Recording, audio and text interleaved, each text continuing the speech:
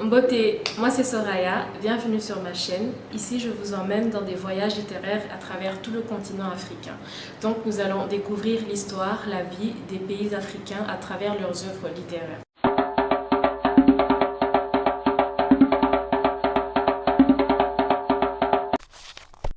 Alors sur ma chaîne depuis un moment j'ai décidé de rafraîchir un peu la playlist et donc je vais ajouter une playlist avec des œuvres littéraires africaines qui ont été adaptées au cinéma. Et pour inaugurer cette série de vidéos, il y a 7 pièces de théâtre. La mort et l'écuyer du roi de l'écrivain nigérien Wole Soyinka. Wole Soyinka est né en 1934 au Nigeria, où il va étudier jusqu'en 1954 avant d'aller à l'étranger pour continuer ses études. Il revient au pays en 1960 et plus tard, en 1967, il est malheureusement emprisonné pour conspiration avec la rébellion biafraise. Il va trouver un moyen de s'exiler pour aller à Londres. Ensuite, il va vivre au Ghana, aux États-Unis et dans d'autres pays européens. Voilà. Alors, La mort et l'écuyer du roi, c'est une pièce de théâtre écrite en 5 actes qui raconte l'histoire d'Elisine Oba. Pour vous donner le contexte, ça se passe à l'époque coloniale. L'auteur s'inspire des faits réels qui se sont déroulés à l'époque coloniale, même si la pièce a été écrite en 1975. Il se passe un truc, c'est que un roi vient à mourir et selon la tradition yoruba, lorsque le roi meurt, son chien, son cheval et son écuyer doivent le suivre dans le monde des morts. Donc son écuyer qui est Elisine Oba doit faire un suicide pour mourir et suivre le roi. L'administrateur colonial qui l'apprend, M. Pilkins, il apprend cette nouvelle et il décide de s'y opposer, de tout mettre en œuvre pour empêcher Elisine Oba de commettre ce suicide. Voilà globalement le résumé de l'histoire et comme personnage on a bien sûr Elisine Oba, Pilkins l'administrateur, sa femme. Du côté d'Elisine on a Ijeaola, Iyaloja, c'est Iyaloja ou Iyaloja.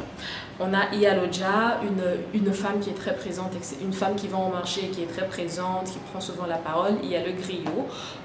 Également, les militaires que l'administrateur colonial va envoyer pour arrêter Elisine Oba. Bien sûr, ils ne vont pas y arriver. Ensuite, Pilkins devra s'en charger lui-même. Il doit tout mettre en œuvre pour arrêter ça, pour qu'il n'y ait pas non plus d'émeutes parce que tout se passe à un moment où le prince est venu visiter la colonie. Voilà, donc tout doit être mis en œuvre pour qu'il n'y ait pas de grabuge, pour qu'il n'y ait aucun problème. Ce qui ne va pas être facile parce que autant Pilkins est très attaché aux valeurs de la société anglaise, à cet esprit de je suis venu apprendre la civilisation à l'homme noir, il ne doit plus rester attaché à ses vieilles coutumes, etc. Autant Elisine Oba est très à cheval sur le respect des traditions et d'ailleurs il a une dent contre Pilkins qui a fait voyager son fils aîné Olundé pour qu'il aille étudier à l'étranger. Voilà un peu le contexte dans lequel nous sommes et face à ces deux personnages, opposition très radicale, on a Olundé qui va jouer un peu le rôle d'arbitre on va dire parce que lui il a une position un peu plus tamisée, moins radicale.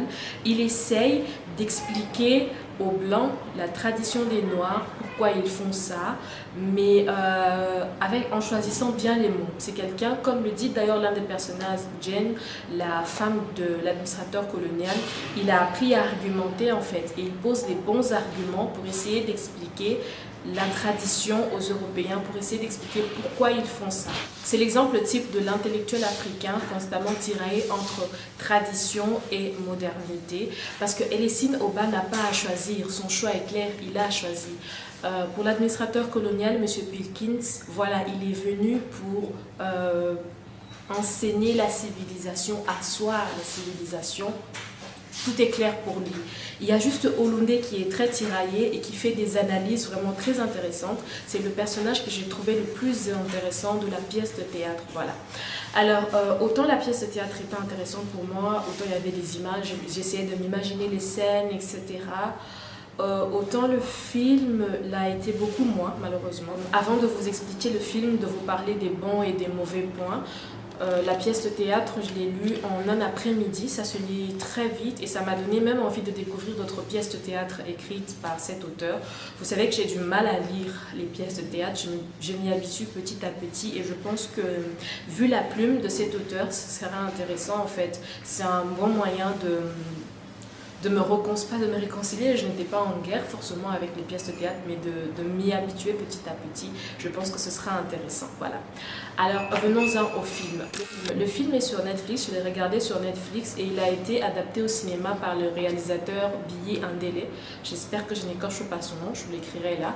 Donc, il a été réalisé par Biye Ndele, qui est malheureusement décédé en 2022.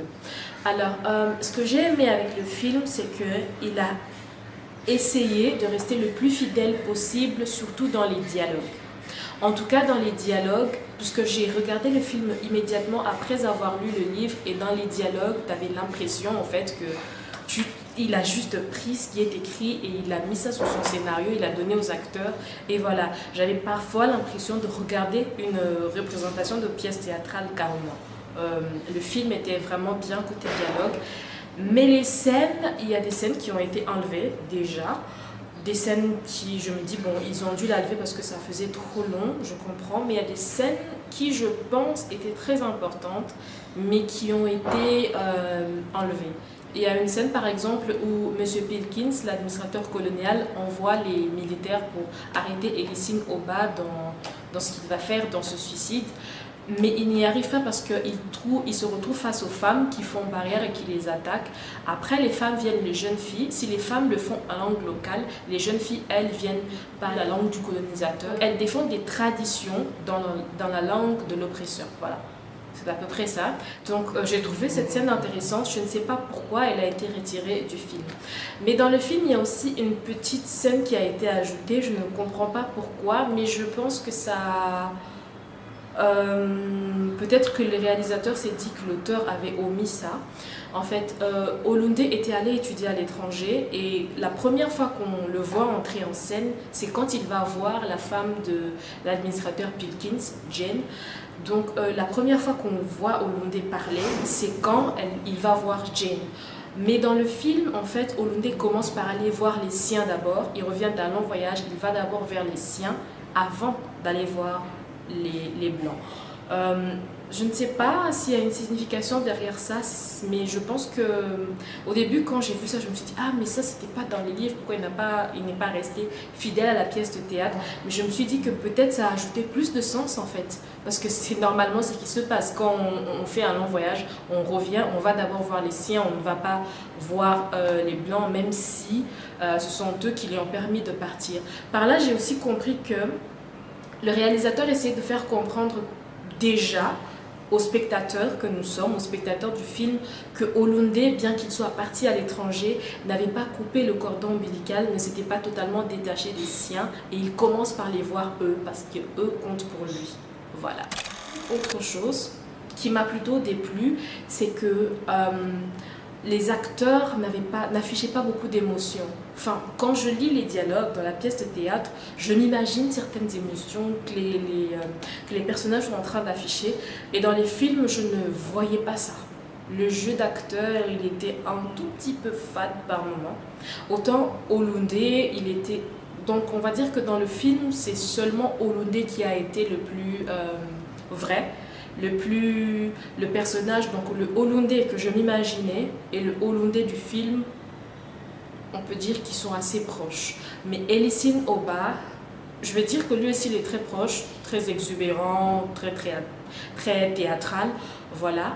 Mais Pilkins, vraiment fade, aucune émotion, parce que cette pièce de théâtre c'est une tragédie qui finit vraiment de manière très tragique.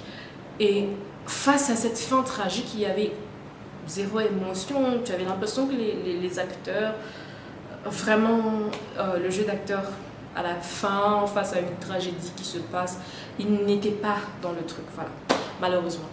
Donc voilà globalement cette pièce de théâtre et son adaptation au cinéma. Sur Netflix, c'est L'Écuyer du Roi, vous verrez sur Netflix, et c'est intéressant, je trouve. Ça en vaut le détour en tout cas pour la thématique qui est abordée. Si la thématique de la colonisation, du choc de culture pendant l'époque coloniale vous intéresse, cette pièce de théâtre et le film et son adaptation au cinéma vont probablement vous intéresser. Voilà. C'est tout pour ce voyage littéraire au Nigeria et je vous dis à très bientôt pour une nouvelle vidéo. Mais n'oubliez pas de vous abonner et de cliquer sur la cloche de notification. Bye!